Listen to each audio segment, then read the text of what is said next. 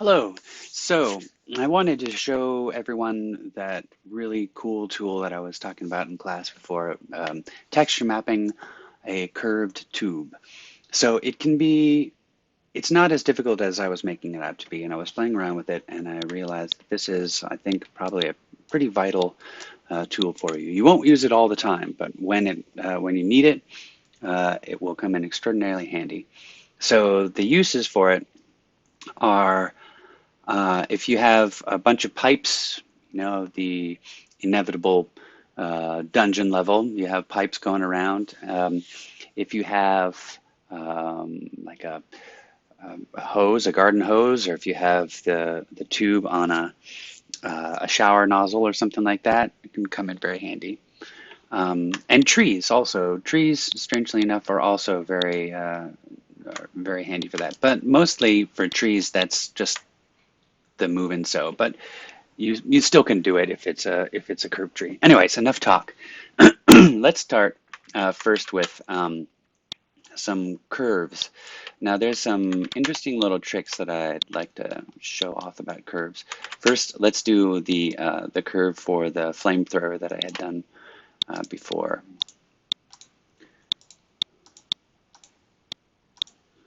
There we go. We have that curve, and go over here. We'll create our NURBS primitive.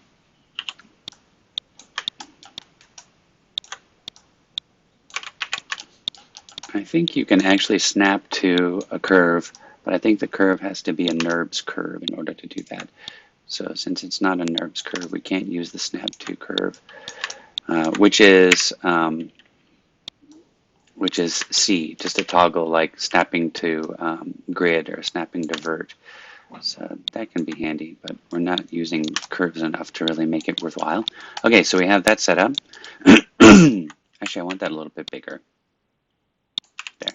Now, here's a really neat tool that I want to show, and this is you can convert any edge into a curve. So say we wanted to make um, like a cord that comes out of a robot or something, and it's coiled or something. Um, you can actually create that quite easily. We go to Polygon Primitives, and we select Helix. So that's our coiled thing. So if I look at it closely, you can see it's kind of wrapped up in itself. Others, depending on the last one that you made, might look different. So here I can change the height of it. I can increase the density of the coil. And it looks like the subdivision coil, that's pretty high. But the thing is, we don't really need to worry about that. It can be any subdivision we want because it's going to turn into a curve. So double click on one of these ends down the lengthwise, go over to modify, go to convert, and polygon edges to curve, and kablam, we have that right there. Instantaneous.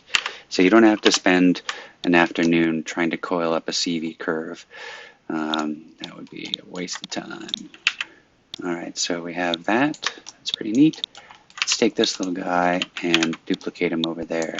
Now, since this is the right kind of curve, I should be able to hold down C, and there you go. See how it's snapping to it? That's pretty cool. Should did it to all the curves like that. All right, so we have that. That's too big. I'll make it small so we can really see that helix nature of it. Okay, so we have these two guys ready.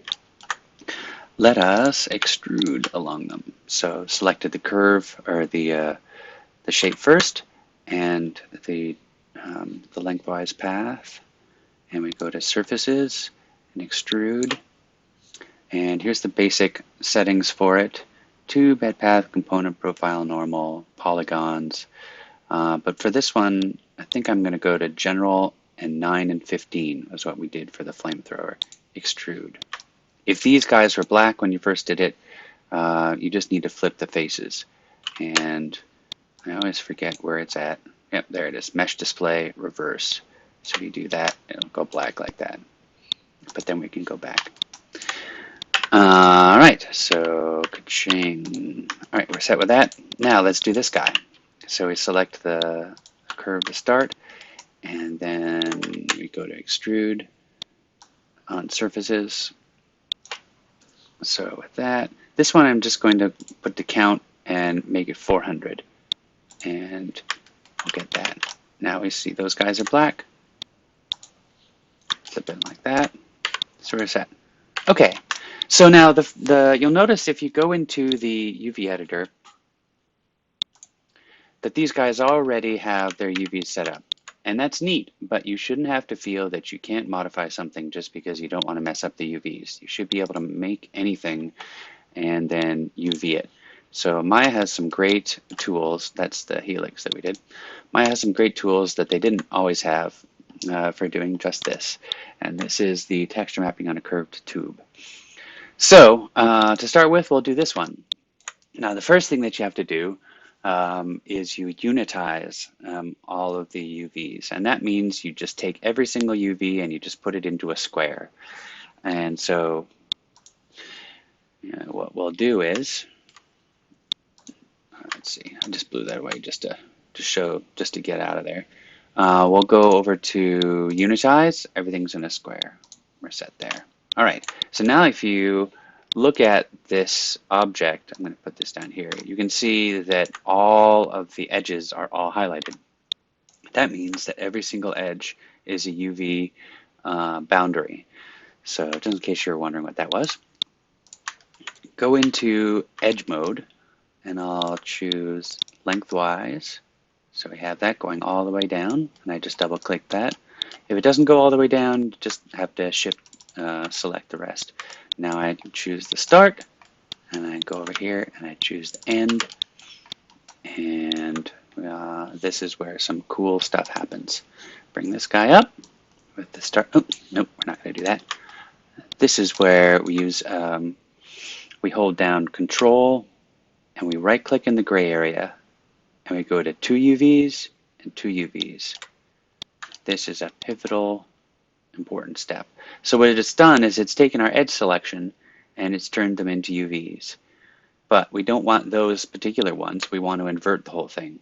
And the easiest way to do that is holding down Shift, select the whole thing, and it inverts it. Now, I do have to say one thing, that this is so much easier if you have this object isolated. So what I mean by that is if it's connected to something, extract the edges or extract the faces from that object, and then this will go a lot smoother. So we have this all set. Now we go into our UV editor and we click in the gray space, move and so, and ka-ching, we have it right there. So it might not always come out just as pristine as this. If that's the case, what you can do is you can go to unfold.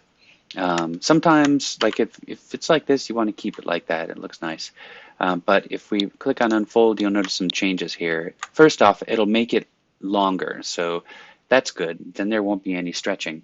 But the thing I don't like about it is that it's made this a little bit more organic, which can be a bit of a bother in your texture map, but it's no biggie right now. Okay, so this other one, let's do this helix. Again, we look at it, we can see that everything's all aligned up there, but we don't want that. We're going to presume that the UVs got totally messed up. So I go into edge mode, and I go down lengthwise, and then I double click the start while holding down Shift to add to it. Double click, and there. I forgot. I always do this. Unitize it first. All right, so we're in edge mode. Double click lengthwise. Hogan. There we are. All right, so we're set there. Now we hold down Control, right mouse button, 2 UVs, 2 UVs. We have that. Now we hold down Shift. We do the whole thing. All right, we're all set. We go over here to our UV editor, and we click and right-click in the gray area, cut and sew, move and sew, and there it is. Now, if it didn't work out as pretty as that, you might have some extraneous faces selected from another object. That's why it's really a good idea to extract the object from your main object. It'll make it a lot easier. So there you are. That is texture mapping along a curve. I think it's much more simple than I made it out to be, and can be very handy. But I'll have a handout for you and give that to you guys today. All right, thanks for watching.